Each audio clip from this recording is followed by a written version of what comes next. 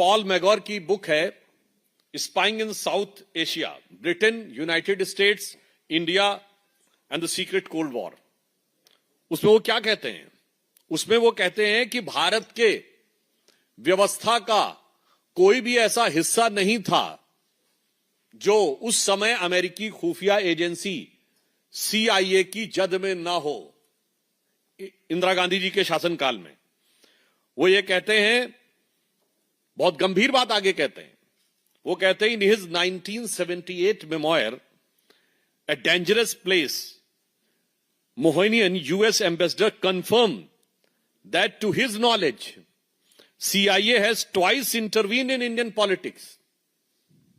और अब इंटरवीन किस तरीके से किया है? On both the occasions, the agency has funneled money to the ruling Congress party.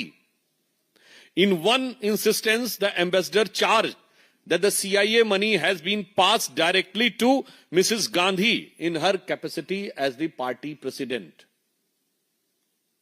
मुझे लगता है कि अब इस कंप्रोमाइज को एनालाइज करने में किसी को बहुत समस्या नहीं होनी चाहिए। फिर कहानी सिर्फ इतनी नहीं रुकती है, इसके बाद के ये सब पब्लिक डोमेन में है। ये भी मैं कांग्रेस पार्टी से कहना चाहता हूं, ऐसा नहीं कि हम कोई एक नई चीज खोज के ला रहे हैं, हम सिर्फ जो सामने खड़ी चीज है उस पर से पर्दा उठा रहे हैं। VK Menon retained considerable influence with Indira Gandhi, दो Krishna Menon Mrs. Gandhi has been so imbued with the ideas which closely fit the Soviet requirements. फिर उसके बाद सोवियत संघ के साथ एफिलिएशन की बात आती है, और उसके उपरांत ये तो CIA का उदाहरण है।